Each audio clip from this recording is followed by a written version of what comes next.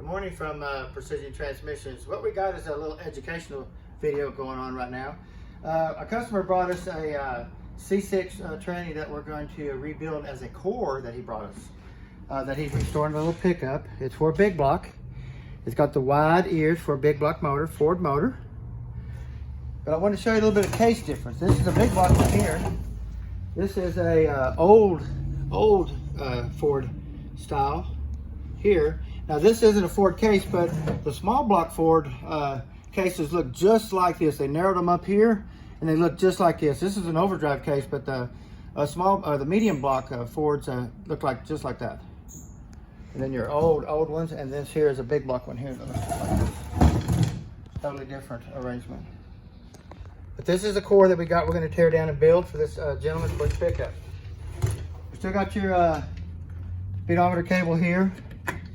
It goes in here from your dash down here that turns. Now this should have a metal gear here on the shaft that does not remove. To change the speedometer ratio, you change this gear here and it's a different color.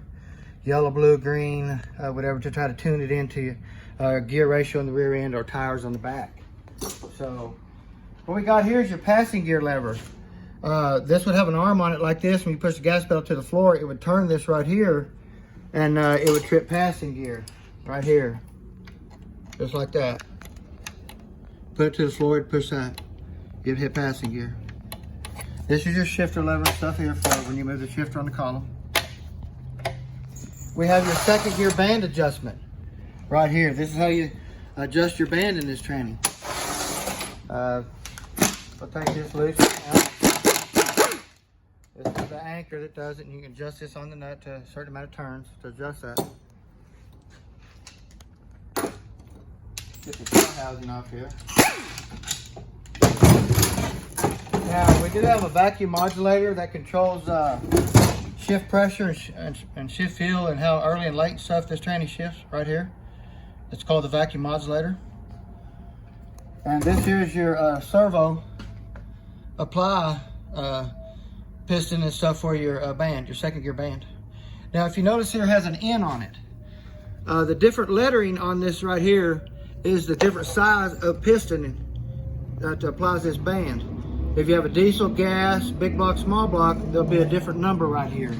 If you can buy a TCI, something like that, comes with a nice billet cover, comes with the biggest one they make. But if you're wanting a high performance one, let me get this out and I'll show you.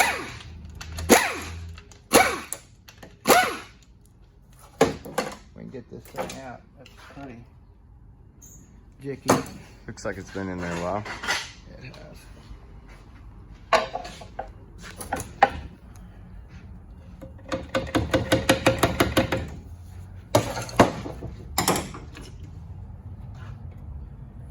Some of these old cores are pretty roughed up, but they clean up really nice. Like this one here, it's got a really small apply piston right here. So the bigger this surface area right here gives it more pressure to push on your band to apply for second gear. And you can see here, this area here would be bigger and this would be bigger to give you more apply. So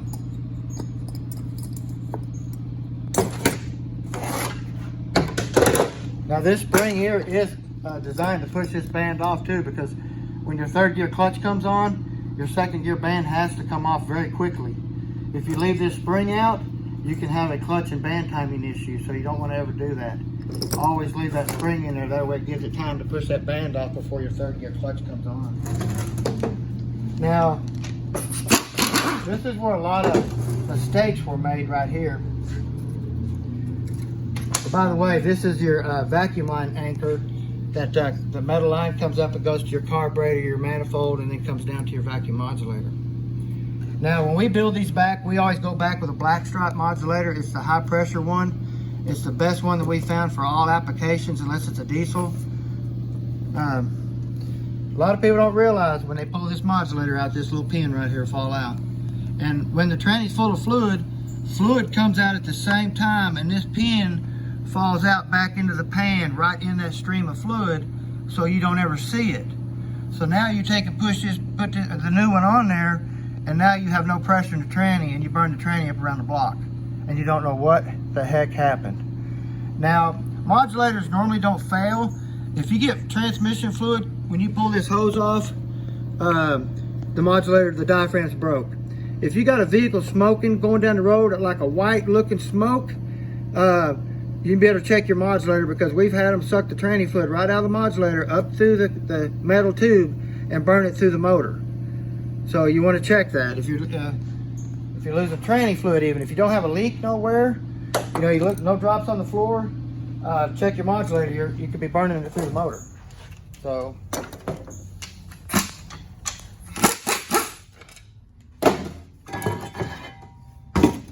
Now here we have your metal speedometer gear.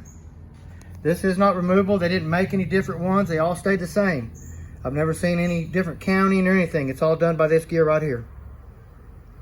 So, now this is your governor assembly here that controls your downshifts and stuff. So, if this valve's ever stick, it'll mess your downshifts up. It'll take off in second gear, third gear, all kinds of stuff like that. If the tranny starts making metal, you can run into issues there. If you're a dirty tranny builder, you can run into issues there. I'm going to show you a little trick that'll help from sticking this governor. This is a real fragile piece right here, and you build this tranny back. In this spring right here, let me get one real quick.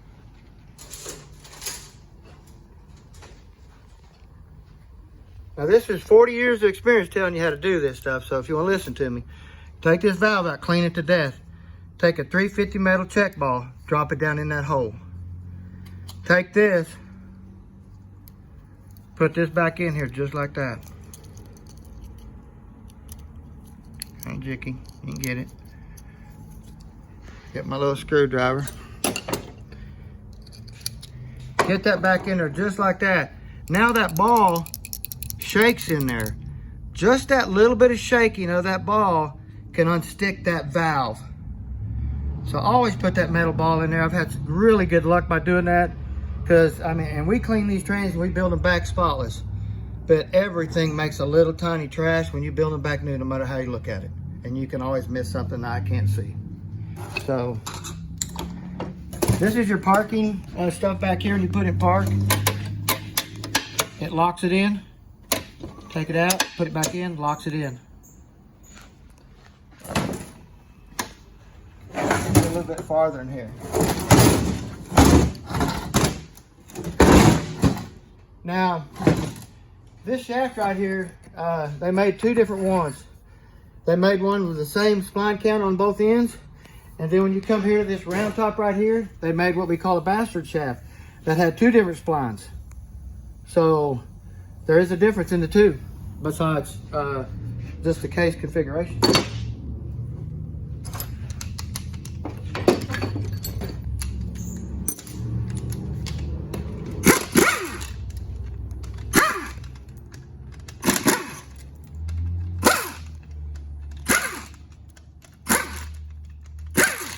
Now,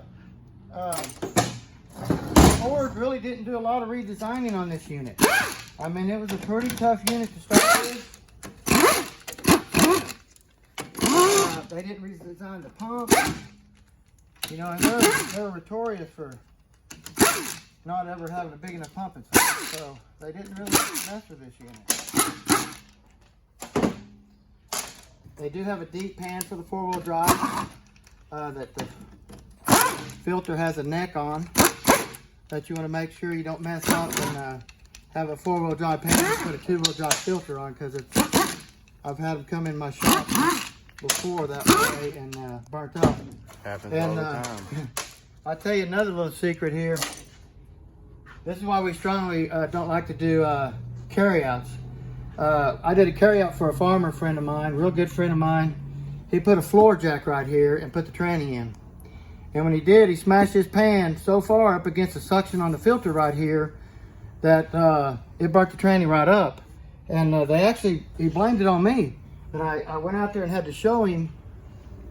I didn't really know what to expect, but when I got out there, I noticed exactly what he did. And you can see here, this filter, if you jack the pan up, it'll just plug it right off. because it's metal, it's really strong, and you can just do it real easy.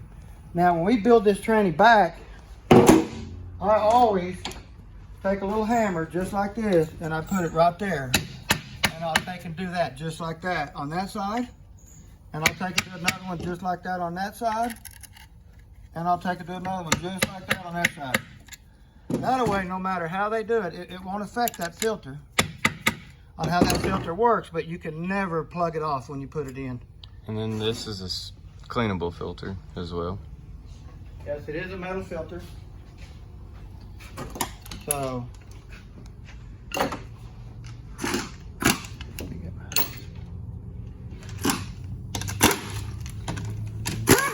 we found out the SK shift kits work really good in these units. They're really explanatory on how to install them, and they work really good in these valve bodies. So it is something that you could do at home and clean up and do at home. It's nothing really critical. I can take it apart and show you some really cool tricks to do too, but it's just a lot of time consuming. I don't know how much time you got. So stay tuned, we might make a video on it. We might make a video of a valve body video. Now here's your intermediate band strut right here that applies that band. I was telling that anchor to come to the case, and your servo comes in and pushes on this to apply that band right there. So if nobody knows it, but if you lose second gear, you always want to drop the pan on this tranny, because this band anchor right here will break off right here, and you're thinking, well, I can't get that band out of there. Well, you can take and cut this band apart right here, pull that out, and they make a band that you can slide all the way around there and put the anchor on, and now you got second gear again with a brand new band. Don't even have to take the tranny out. So if it don't have second gear, always look at that. Or if the band can't be adjusted anymore, you want to look at that.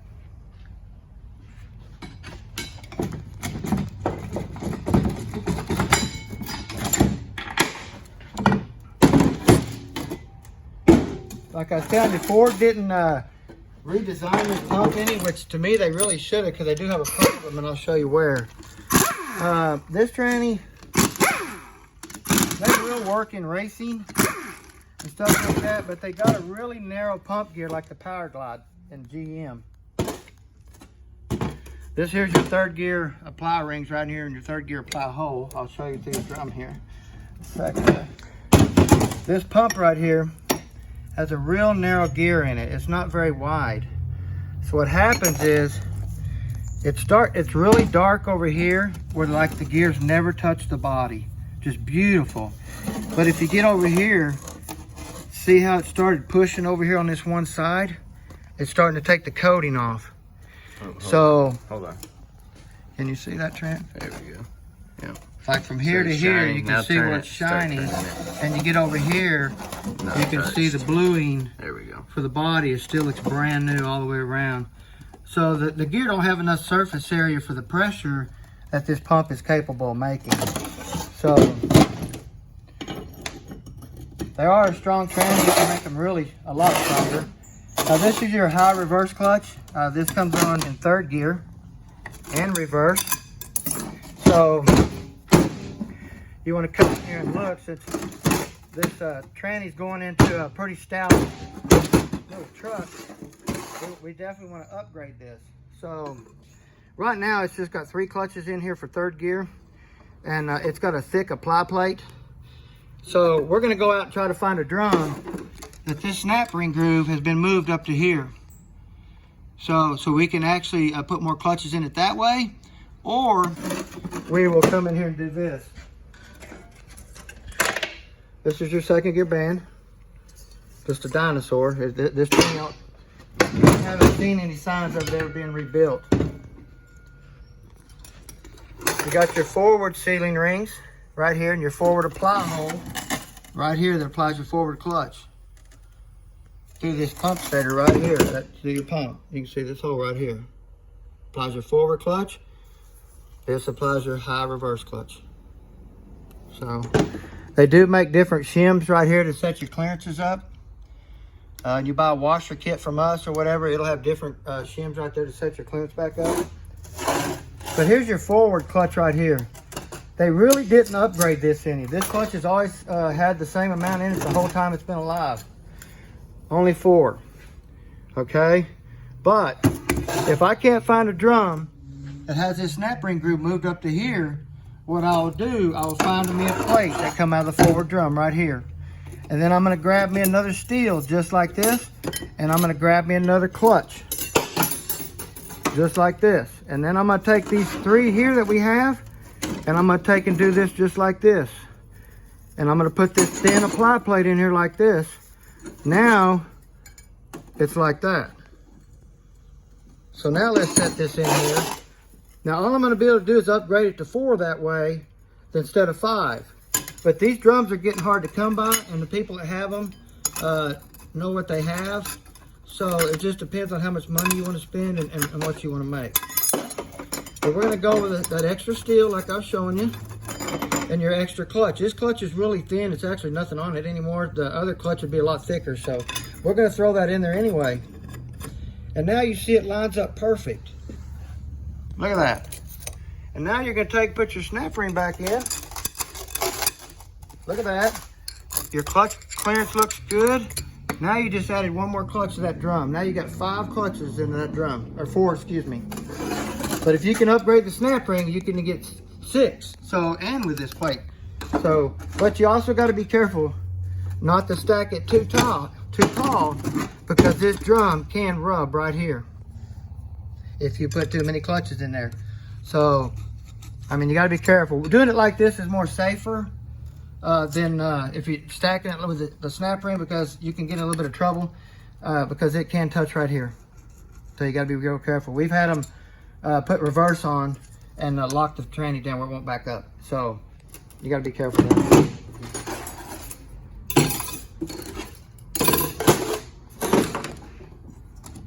Now we get in here to our forward tranny. It's just a 3-pinion aluminum. They do make a 4-pinion, 5-pinion, and they do make them in steel. If this is a diesel, it's got to be steel. You'll strip these threads right out and make sure it's a 5-pinion. Upgrade it the best you can.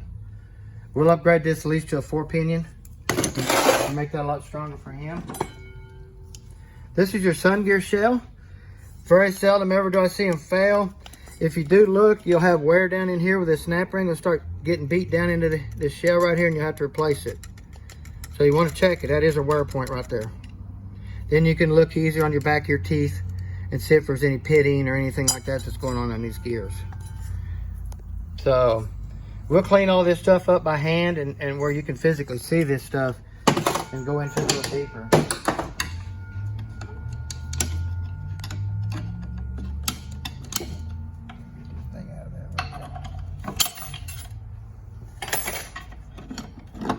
You can see here they also have aluminum planted here.